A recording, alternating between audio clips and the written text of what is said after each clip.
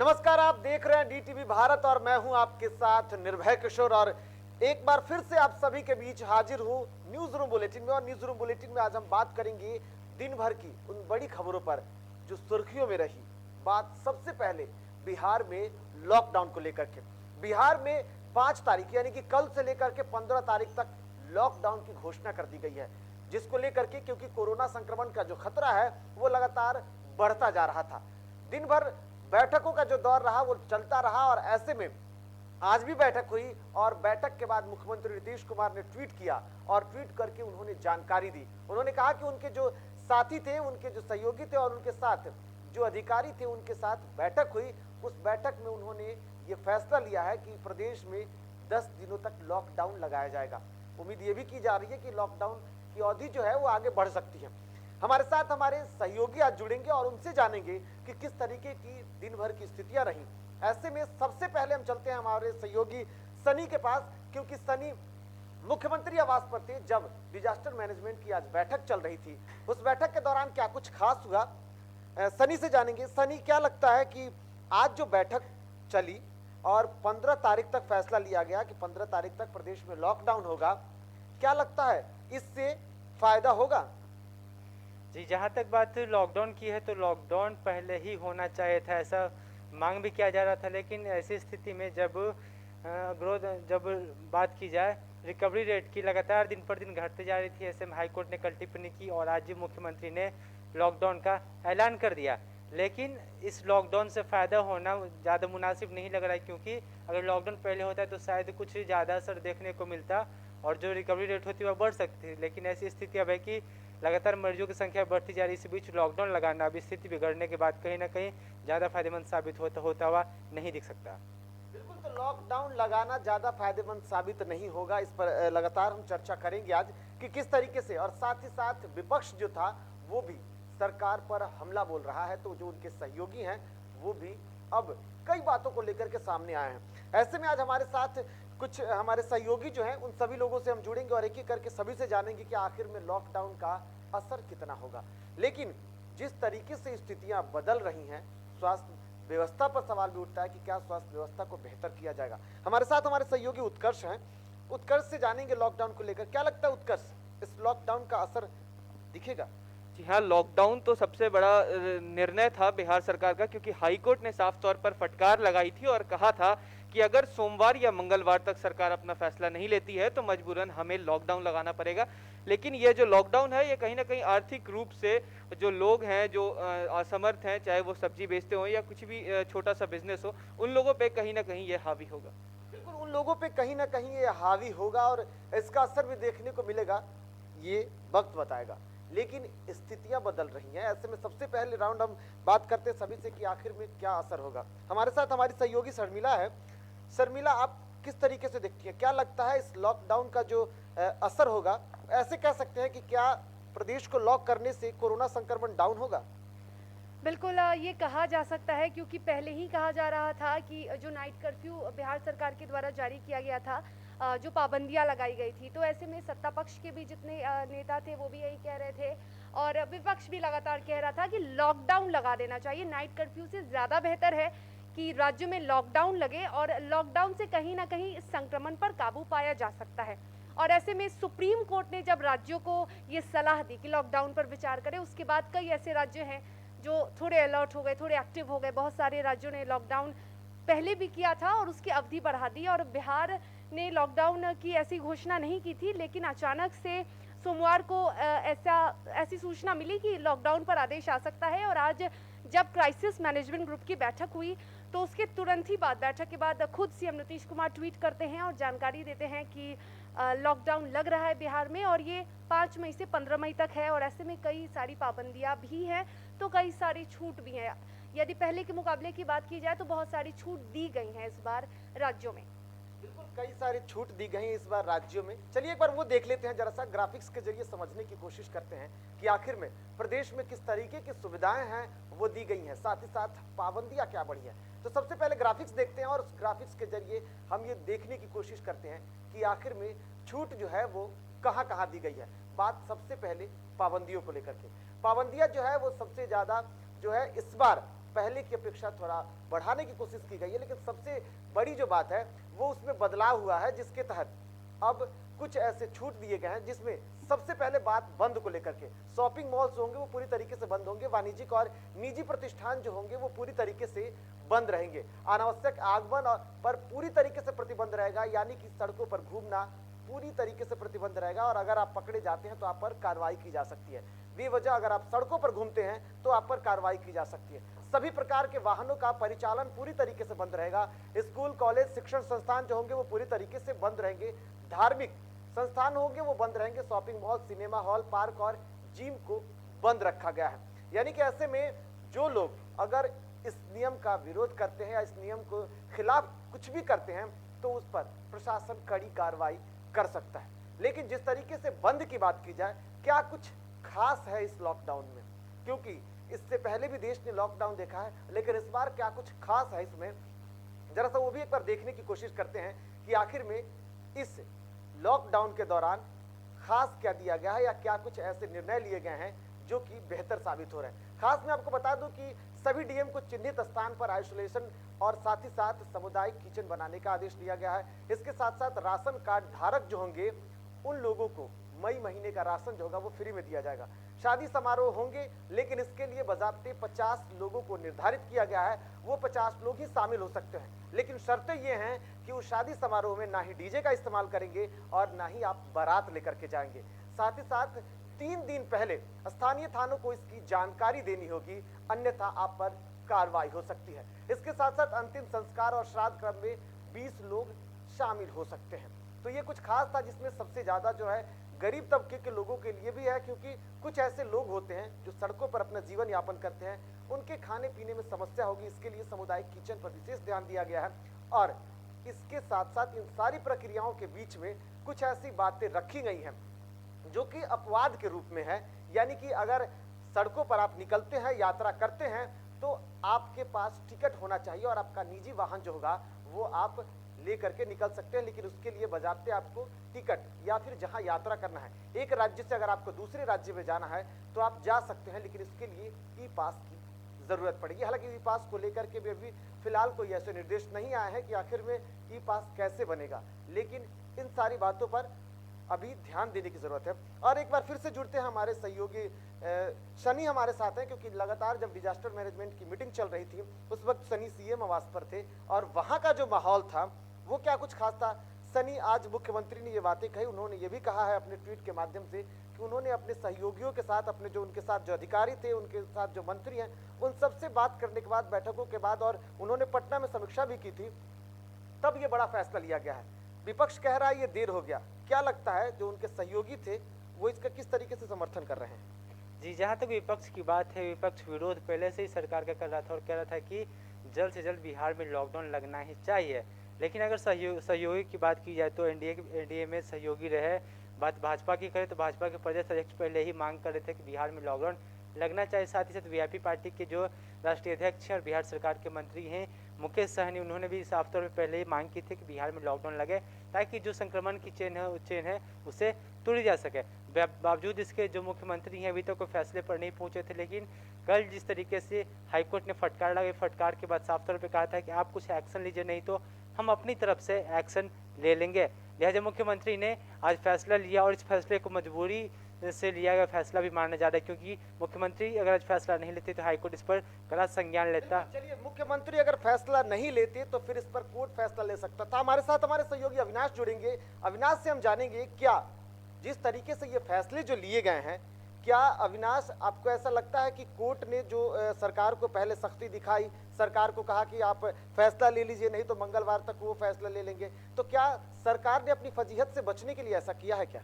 अब देखिए, जिस भी तरीके से सरकार ने इस निर्णय को लिया है बहुत देर से लिया है, इसे पहले लेना चाहिए था। स्थितियों को देखकर समझकर उसको बिल्कुल जो स्थितियां थी देखते हुए कम से कम ये निर्णय पहले लेना चाहिए था। मेरे ख्याल से ये निर्णय कम से कम आपको भी लगातार ये कह पहले लेना चाहिए था। अब काफ़ी देर हो चुकी है, हालांकि देर है, अब देर से आए दुरुस्त आए, यही उम्मीद की जा सकती है कि निर्णय सही हो और निर्णय को लोग पालन करें। मैं लोगों की भी इसमें लापरवाही देखता हूं, क्योंकि अभी मैं पटना में रिपोर्टिंग करने के लिए अभी मैं बाहर गया था, बिल्कुल सड़क पर आम दिनों से ज़्यादा भीड़ है आज। अब पता नहीं क्यों भीड़ है। जब ये निर्देश आ गया है कि सुबह 7 से 11 बजे तक दुकानें खुली रहेंगी, सब्जी मंडी में सब्जी मिलेगी, तो क्यों भीड़ है? अचानक से स्टोर करने की क्या जरूरत पड़ गई? ये स्थितियां हैं। देखिए, अगर आप नहीं मानेंगे, नहीं समझेंगे, सरकार जो कर रही है, जो नियम कानून बना रही है, अगर उसको निर्भय लोग ही नहीं मानेंगे तो फिर स्थितियां कैसे कंट्रोल की जा सकती हैं? अगर आप अपना बचाव नहीं करेंगे तो सरकार आपको घर में या जेल में कैद तो नहीं करेगी, हालांकि कार्रवाई की जाएगी। जो लोग बेवजह पकड़े जाएंगे बाहर घूमते हुए, उनके खिलाफ जो होगी आपदा प्रबंधन अधिनियम 2005 की धारा 61 और 60 के अनुसार और धारा 188 के प्रावधान के अनुसार दंडात्मक कार्रवाई की जाएगी। ये इस लेटर में लिखा गया है। इसमें साफ तौर पर यह भी लिखा गया है कि तमाम जो जिला अधिकारी हैं वो धारा 144 लगाएंगे, अर्थात आप 4 से 5 की संख्या से ज्यादा या 3 की संख्या से ज्यादा एक जगह इकट्ठा नहीं हो सकते हैं, अब पर उस पर भी कार्रवाई की जाएगी। तो स्थितियां ये है निर्भय, हालांकि देर की है सरकार ने, ये पहले लेना चाहिए था। और जो लोग सवाल कर रहे हैं कि हाईकोर्ट की फटकार के बाद ही ऐसा क्यों, दरअसल सरकार के पास कोई ऐसा प्लानिंग नहीं था कि उस प्लानिंग पर कैसे काम करके स्थितियों को कंट्रोल किया जाए। और जब आंकड़े बढ़ रहे थे, अब जब मरीजों की संख्या 1 लाख से ज्यादा हो गई है, 1 लाख लगभग 10,000 पहुंचने वाली है एक्टिव मरीजों की संख्या, तब सरकार ये कहती है कि नहीं, इस तरीके से हम कंट्रोल कर रहे हैं। देखिए, यहाँ पर भी कंट्रोल करने के लिए कोई चीज नहीं है, आपने सिर्फ बंद किया है। ये तैयारी चल रही है अविनाश, आपसे जानेंगे, क्योंकि खास इसमें इस बार कहा जा रहा है, पहले के लॉकडाउन को भी प्रदेश ने झेला है और एक बार फिर से लॉकडाउन रिटर्न कह सकते हैं। तो ऐसे में क्या लगता है कि जो सरकार ने इस बार शादी समारोह के लिए जो अनुमति दी है, पहले भी श्राद्ध कर्म में था लेकिन इस बार शादी समारोह के लिए अनुमति दी गई है, क्या ये बेहतर फैसला कहा जा सकता है? नहीं, बिल्कुल नहीं, ये फैसला ही गलत है, क्योंकि आम लोग सुधरेंगे ही नहीं, आम लोग इसको मान ही नहीं रहे हैं। आपने कहा कि 50 लोग इकट्ठा हो सकते हैं, शादी कर सकते हैं, वहां पर डीजे नहीं बजेगा या नहीं, कहाँ नहीं बज रहा है? लगातार डीटीवी भारत खबरें दिखा रहा है, चाहे बात रोहतास की कर लीजिए, मधुबनी की कर लीजिए, सहरसा की कर लीजिए, सुपौल की कर लीजिए, रक्सौल की कर लीजिए, या किसी भी जिले का आप नाम ले लीजिए, वहां जाकर देखिए क्या स्थितियां हैं। सरकार को ये ऑर्डर देने के साथ साथ वहां जो पदाधिकारी हैं, जो अधिकारी हैं, जो पुलिस के सख्ती दिखानी होगी, सख्ती दिखानी होगी। अब कैसे रोकेंगे इसको? और जब रुकेगा ही नहीं तो फिर इसका क्या फायदा कि आप 50 लोगों को इकट्ठा करके शादी करवा रहे हैं? लापरवाही लोगों की भी है कि आपको जब 50 लोगों को कहा एक जा रहा चीज है, और तो फिर आप क्यों ज्यादा इकट्ठा करवा रहे हैं? उस पर भी लोगों को भी काम करना चाहिए। अविनाश, एक चीज और, पिछली बार जब लॉकडाउन लगा था तो प्रशासन की सख्ती दिखी थी, इस बार प्रशासन भी मानो निष्क्रिय हो गई है। देखिए, ऐसा नहीं कह सकते हैं, प्रशासन भी थोड़ी सी परेशान है। परेशान इसलिए है कि उसे समझ नहीं आ रहा है कि वो करे तो करे क्या, क्या करे क्या नहीं करे। काम का लोड ज्यादा है, संख्या कम है। डॉक्टरों की हम बात कर रहे हैं, बिहार में हमने ही दिखाया था कि इस तरीके से डॉक्टर उतने नहीं है जितने होने चाहिए। जितने लोगों पर डॉक्टर होने चाहिए उस संख्या में काफी मतलब बहुत मतभेद है, बहुत कमी है। तो कहां से डॉक्टर काम करेंगे? और जिस तरीके से देखिए, हमारे जो पैनल प्रोड्यूसर है वो यही तस्वीर दिखा रहे हैं, और तस्वीर जो आप देख रहे हैं निर्भय, आखिर जब हम ही नहीं सुधरेंगे तो फिर क्या लॉकडाउन, क्या गाइडलाइन और क्या नियम कानून, सबकी तो धज्जियां उड़ाकर लोगों ने रख दी है। ऐसे लोगों पर कार्रवाई होनी चाहिए। और मेरा तो ये कहना है कि लॉकडाउन सिर्फ और सिर्फ आपको कोरोना से दूर रखने का उपाय हो सकता है, कोरोना से बचाने का उपाय नहीं है ये। अगर आपको कोरोना होता है तो इस लॉकडाउन में जो अभी गृह विभाग ने अपना लेटर जारी करते हुए बताया है, इसमें कुछ नहीं है कि अगर आपको कोरोना होता है तो आपको कैसे बचाया जाएगा। निर्भय, इसमें वो कुछ नहीं है। लॉकडाउन सिर्फ और सिर्फ आपको कोरोना से दूर रखने के लिए है कि कोरोना की आप चपेट में नहीं आए। अब जब आप ही नहीं मानिएगा तो फिर आपको सरकार, फिर वही स्थिति है, ऑक्सीजन की कमी है, दवाइयों की कमी है, तो स्थिति यह है। उस पर सरकार ने अभी तक किसी तरीके का कोई बात नहीं। हमारे संपादक जब सवाल पूछते हैं आमिर सुहानी जी से कि क्या आपने ये जो फैसला लेने में देर कर दी है, तो नहीं, हमने देर नहीं की है। आप तो कह रहे हैं देर नहीं की है साहब, लेकिन 1 लाख से ज्यादा एक्टिव मरीज हैं। आप बताइए ना, आपके हॉस्पिटल में कितने बेड हैं? मैं अगर बेडों की संख्या की बात करूं, जो राज्य स्वास्थ्य समिति के द्वारा जो वेबसाइट दी गई है, उस वेबसाइट में आप जाइए, जो तमाम डिस्ट्रिक्ट में हॉस्पिटल, जो कोरोना डेडिकेटेड हॉस्पिटल अलर्ट किए गए हैं, उनकी अगर बेडों की संख्या मैं अगर निकालूं तो 10,000 भी नहीं है। और यहाँ एक्टिव मरीजों की संख्या सरकारी आंकड़े है कि लगभग 1,10,000 के आसपास है। तो ये व्यवस्था वो नहीं है, ये व्यवस्था सिर्फ और सिर्फ आपको कोरोना से दूर रखने के लिए है। तो आप कोरोना से दूर अगर नहीं रहिएगा तो फिर आपको बचाने का सरकार के पास फिलहाल कोई प्लान नहीं है। डॉक्टर हैं, डॉक्टर अपना काम कर रहे हैं, लेकिन उनको जब ऑक्सीजन किट नहीं मिलेगी, जब उनको पीपीई किट नहीं मिलेगी, जब नर्सों को की पूरी कमी है, और इस कमी को लेकर के लगातार डीटीवी भारत भी खबरों को दिखा रहा है। बहुत बहुत धन्यवाद अविनाश हमारे साथ जुड़ने के लिए। तो जिस तरीके से स्थिति है, स्थितियां बद से बदतर होती जा रही है और स्थितियों पर लगातार डीटीवी भारत नजर बनाए हुए है। ऐसे में हम आगे और भी चर्चा करेंगे और बात करेंगे कि किस तरीके से अब विपक्ष इस लॉकडाउन को लेकर के लगातार सरकार पर जमकर हमला बोल रहा है। लेकिन यहाँ लेते एक छोटा सा ब्रेक और ब्रेक के बाद आएंगे तो हमारे साथ कुछ और सहयोगी होंगे, हम उनसे जुड़ेंगे और उनसे जानेंगे कि आखिर में कोरोना के इस काल में अब लॉकडाउन की स्थिति जहां है, वही दूसरी तरफ मनोरंजन का सबसे बड़ा साधन आईपीएल जो बना हुआ था वो भी सस्पेंड हो चुका है।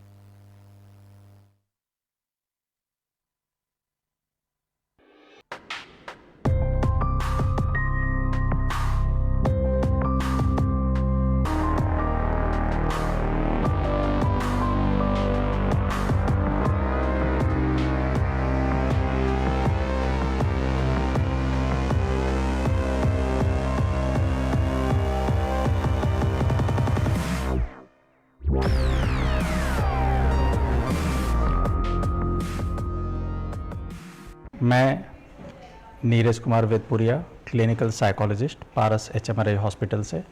इस कोरोना संक्रमण के दरमियान मैं एक छोटा सा मैसेज आप सबों को देना चाहूँगा कि इस विकट परिस्थिति में धैर्य की ज़रूरत है। जैसे बहुत सारे बड़ी बड़ी महामारियां आई और गई, वैसे ये भी महामारी जाएगी। अपने मानसिक स्वास्थ्य पे कभी भी ये बात ना हावी होने दें कि ये बीमारी बहुत बड़ी है और हम इस पे विजय हासिल नहीं कर सकते, क्योंकि मन अगर मजबूत है, शक्तिशाली है, तो हमारा शरीर कितना भी कमज़ोर हो जाए वो रिकवरी हासिल कर सकता है। वो है सपनों का सौदागर, वो फ्लैट के नाम पर करता है फर्जीवाड़ा। रेरा के खाते सीज करने से पहले सारे पैसे कर चुका है कहीं और ट्रांसफर। वो जदयू का है महासचिव, पुलिस से मिलकर न्यायालय को भी कर रहा है गुमराह। एक नहीं कई ग्राहकों ने बताई है उसकी कारस्तानी।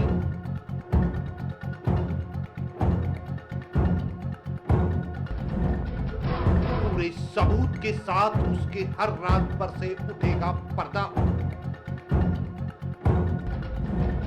डीटीवी भारत जल्द करेगा उसे बेनकाब।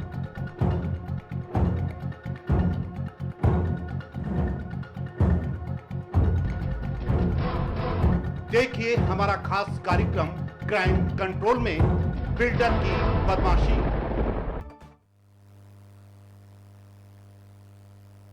और ब्रेक के बाद एक बार फिर से आप सभी का स्वागत है। तो आज हम न्यूज रूम लाइव बुलेटिन में बात कर रहे हैं कि किस तरीके से कोरोना के इस काल में क्या प्रदेश में लगा हुआ लॉकडाउन लॉक करेगा, लॉक होने के बाद कोरोना की स्पीड को डाउन करेगा। इस पर लगातार चर्चा जारी है और ऐसे में सबसे पहले एक बार सुनते हैं कि आखिर में बिहार सरकार के स्वास्थ्य मंत्री मंगल पांडे ने क्या कुछ कहा। प्रदेश में लॉकडाउन तो लग गया, कि क्या लॉकडाउन के इस दरमियान में अब तैयारी की जाएगी स्वास्थ्य व्यवस्था को मजबूत करने की। सबसे पहले स्वास्थ्य मंत्री को सुनते हैं।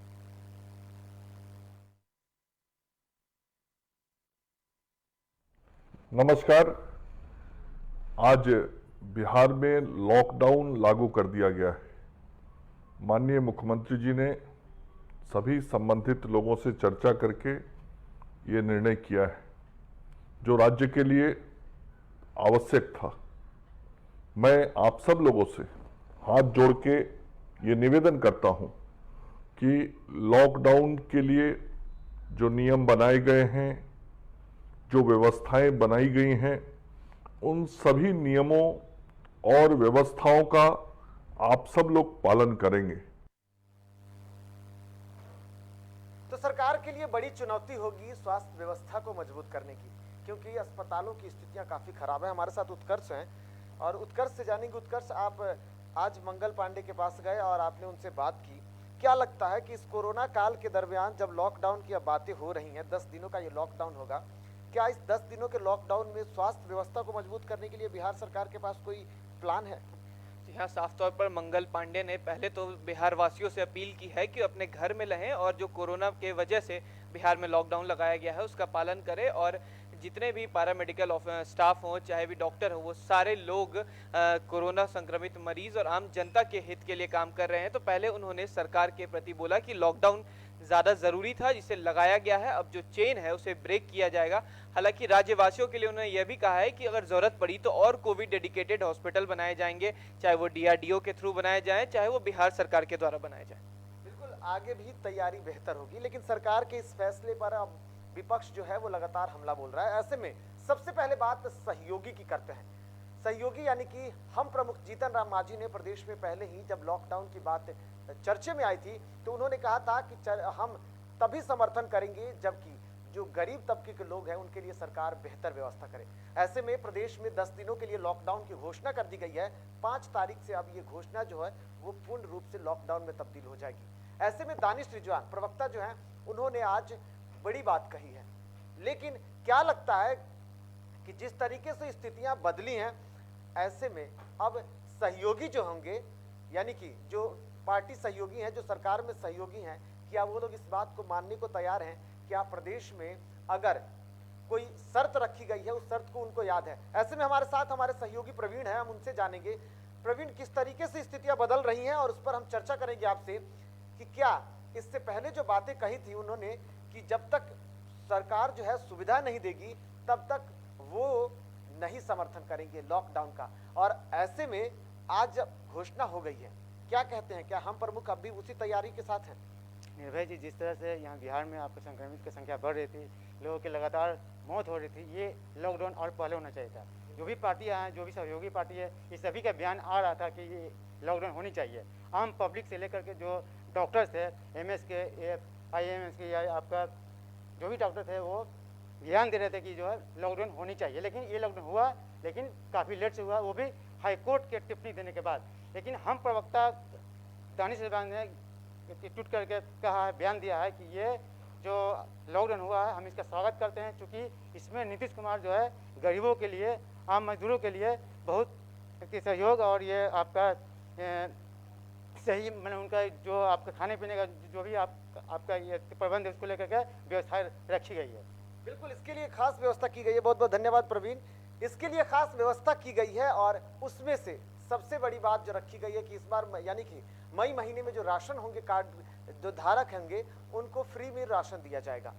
तैयारी ये है, अब सरकार की इस स्थिति और परिस्थितियों पर देखा जाएगा कि किस तरीके से अमल किया जाता है, और अगर अमल होता है तो DTV भारत उस पर नजर बना करके रखेगा और पूरी स्थितियों को हम आपको दिखाने की कोशिश करेंगे। लेकिन बढ़ेंगे आगे और अब बात खेल जगत की करते हैं। जिस तरीके से IPL सीजन 14 की शुरुआत हुई थी, शानदार शुरुआत हुई थी, लेकिन ऐसे में पिछले साल जब देश में नहीं बल्कि विदेश में IPL खेला गया था, इसलिए क्योंकि कोरोना का संक्रमण खेल पर ना पड़े। लेकिन इस बार का जब पूरे देश में कोरोना संक्रमण का खतरा काफी तेजी से बढ़ रहा है, ऐसे में संक्रमण इस बार IPL के मैदान में भी पहुंच गया और शुरुआत हुई, और उसके बाद अब स्थितियां ऐसी हो गई हैं कि पूरे खेल को सस्पेंड कर दिया गया है। BCCI ने यह फैसला लिया है, लेकिन इस फैसला का असर जो होगा वो सबसे ज्यादा किसको होगा वो देखने वाली बात होगी। लेकिन आज हमारे साथ हमारे सहयोगी हैं, हम उनसे जानेंगे। हमारे साथ ऋतिक हैं। ऋतिक, IPL के मैदान में कह सकते हैं कि कोरोना का संक्रमण जो है वो पहुंच गया है। जी देखिए, सबसे बड़ी बात यह है कि जिस बात का डर था वो हुआ। लगातार जब सरकार कह रही है कि घर बैठिए, आराम कीजिए और कोरोना से बचिए, उचित दूरी बनाइए, आप एक तरफ मैचेस करवाते हैं, आप अगर खेलते हो, जाहिर सी बात है वहाँ भीड़ लगेगी, खिलाड़ी इकट्ठा होंगे। जब इकट्ठा होंगे तो कोरोना अमीर गरीब खिलाड़ी एक्टर ये सब नहीं देखता है। अगर आप प्रोटोकॉल का उल्लंघन करेंगे तो कोरोना वायरस से आप संक्रमित होंगे, और जिस चीज़ का डर था वही हुआ। कल IPL में KKR और RCB का मैच होना था, लेकिन 2 खिलाड़ी मुझे लगता है कि संक्रमित 1-2 दिन पहले से ऐसे कयास लग रहे थे कि तबीयत खराब है, होम आइसोलेशन में चले गए हैं, लेकिन कल जब टेस्ट हुआ तो 2 खिलाड़ी पॉजिटिव आए। उसके बाद कल का मैच टाला गया। लेकिन आज स्थिति भयावह है। दिल्ली कैपिटल्स के अमित मिश्रा की बात करें या फिर हम सनराइजर्स हैदराबाद के wicket keeper batsman Wriddhiman Saha की बात करें, दोनों आज पॉजिटिव हुए हैं। तो ये चिंता का विषय है। लेकिन एक इस बीच में एक खबर आई थी कि 1 हफ्ते के लिए टाला गया है। लोगों को मुंबई लेके जाया जाएगा, खिलाड़ियों को वहां पे होगा, लेकिन मुंबई की तो बद से बदतर हालत है। हिंदुस्तान में इकलौता महाराष्ट्र एक ऐसा राज्य है जहां पर कोरोना विकट रूप से बढ़ रहा है, और मैचेस आप देखिए ना, दिल्ली में, मुंबई में, अहमदाबाद में, ये वो हॉटस्पॉट पॉइंट है कोरोना के जहां पर कोरोना तीव्र गति से पांव पसार रहा है, वहां पर मैचेस हो रहे हैं। तो ये कहीं ना कहीं लापरवाही थी और आज उसका खामियाजा भुगतना पड़ रहा है। बिल्कुल, इसका खामियाजा आज भुगतना पड़ रहा है। लेकिन ऋतिक, क्या लगता है समस्याएं, क्योंकि नाइट राइडर्स के साथ जब मैच होना था और बेंगलोर का मैच होना था, बेंगलोर ने ये कहा कि क्योंकि उनके 2 खिलाड़ी संक्रमित पाए गए, उसके बाद उन्होंने खेलने से इनकार कर दिया और तभी खेल सस्पेंड हुआ। खबरें ये आ रही थी कि उनके नाइट राइडर का एक खिलाड़ी था जो बाहर गए थे टेस्ट के लिए, उनके घुटने में शायद दिक्कत थी और वहां से उन्होंने रूल तोड़ा है और ऐसे में अब ये फैसले लिए गए हैं। तो गलतियां अगर छोटी सी करेंगे तो उसका असर बड़ा हो सकता है। जी बिल्कुल, गलतियां अगर आप छोटी करेंगे तो असर देखने को मिला ना। आज आईपीएल सस्पेंड हुआ किस वजह से? अगर आप थोड़ी सी भी लापरवाही बरतते हैं और प्रोटोकॉल का उल्लंघन करते हैं तो जाहिर सी बात है कोरोना के चपेट में आएंगे। और जिस बात का मैं कह रहा हूँ, जिसका खौफ था वही हुआ। और आईपीएल की अगर मैं बात करूं, पैट कमिंस जितने विदेशी खिलाड़ी हैं, पहले तो ऐसा जब कोरोना देश में आया था तो लोगों से ये कहा जा रहा था कि जो विदेश के जो लोग हैं उन्होंने आके कोरोना दे दिया, बाहर से कोरोना आया है, वहां से उचित दूरी बनाई है। लेकिन यहाँ पर विदेशी खिलाड़ी, जब आईपीएल शुरू हो रहा था तो वो लोग, कई ऐसे खिलाड़ी थे जिन्होंने भारत आने से इनकार भी कर दिया कि कोविड यहाँ पर ज्यादा है। लेकिन कई ऐसे खिलाड़ी थे जो यहाँ पर खेल रहे थे। लेकिन अगर मैं बात करूँ तो पैट कमिंस को कोविड हुआ। सूत्र के हवाले से खबर आई कि पैट कमिंस कोविड पॉजिटिव हैं। उसके बाद एक दो प्लेयर और पॉजिटिव हुए। तो प्रोटोकॉल का उल्लंघन करेंगे, प्रोटोकॉल का उल्लंघन करें, यानी कि कह सकते हैं कहीं ना कहीं गलतियां की, असावधानी बरती और उसके बाद आप भी संक्रमित हो गए। बहुत बहुत धन्यवाद हमारे साथ जुड़ने के लिए। अब हम बात करेंगे एक बार उस रंगमंच की और उस फिल्म जगत की जहां पर राजनीति भी दिखती है और राजनीति का असर हुआ ऐसा कि अब कार्रवाई हो गई। कार्रवाई किसने किया बताएंगे हमारे साथ निभा। क्या लगता है निभा, कार्रवाई बड़ी हुई है? जी, मैं बता दूं कि बॉलीवुड की बेबाक कंगना रनौत हमेशा किसी न किसी मुद्दे पर वो बोलती हुई नजर आती है। सोशल मीडिया पे हो गया या फिर वीडियो के जरिए हो गया, किसी न किसी मुद्दे पर वो अपनी राय, अपनी विचार रखती है। और इस बार तो कंगना रनौत फंस गई। जी हाँ, बंगाल चुनाव के बाद उन्होंने एक लगातार इंस्टाग्राम पर, माफ करिएगा, लगातार ट्विटर हैंडल पर पोस्ट कर रही थी। बंगाल चुनाव के बाद ममता बनर्जी जो बंगाल की सीएम है, उनके खिलाफ लगातार कंगना ट्वीट करती हुई नजर आ रही थी और कुछ अपशब्द भी कहे, जिसको लेकर के उनका जो ट्विटर हैंडल है उसे सस्पेंड कर दिया। जिसके बाद जो कंगना रनौत है वो रोते हुए इंस्टाग्राम पर एक वीडियो बनाया और वीडियो अपलोड किया, जिसमें उन्होंने कहा कि बंगाल चुनाव में राष्ट्रपति शासन लागू कर दी जाए, क्योंकि बंगाल की स्थिति अभी काफी खराब है। देखा जाए तो जिस तरह से बंगाल में कई सारी तस्वीरें सामने आ रही है, चाहे लोगों की जिस तरह से मर्डर हो जा रहे हैं, रेप हो रही है। बिल्कुल निभा, बताते कि जिस तरीके से आपने जो बातें कही, चलिए एक बार हम जरा सा कंगना रनौत को ही सुन लेते हैं कि आखिर में उन्होंने क्या कुछ कहा है। दोस्तों, हम सब देख रहे हैं कि बंगाल से बहुत ही ज़्यादा डिस्टर्ब करने वाली खबरें आ रही हैं, वीडियोस आ रहे हैं और फोटोज़ आ रहे हैं। ओपनली लोगों के मर्डर्स हो रहे हैं, गैंग रेप हो रहे हैं और घरों को जलाया जा रहा है। और कोई भी लिबरल कुछ नहीं कह रहा है, ना BBC world, telegraph, time, guardian, कोई इंटरनेशनल पेपर। और बिल्कुल, तो जिस तरीके से कंगना रनौत के ऊपर अब ट्विटर ने कार्रवाई कर दी है, लेकिन वो एक बार फिर से जिस तरीके से इससे पहले भी उनके ऊपर किस ऐसे बहुत बातें हुई हैं और वो लगातार बेबाक बोलती आई हैं और आज ट्विटर ने उनके ऊपर कार्रवाई कर दी। दरअसल वो राजनीति, यानी कि बंगाल में जो हुए चुनाव के बाद अब हिंसा को लेकर के उन्होंने बातें कही थी और उसके बाद ये कार्रवाई हुई। लेकिन कार्रवाई का ये सिलसिला आगे भी हो रहा है, क्योंकि अब गृह मंत्रालय ने भी वहाँ की सरकार से रिपोर्ट मांगे हैं।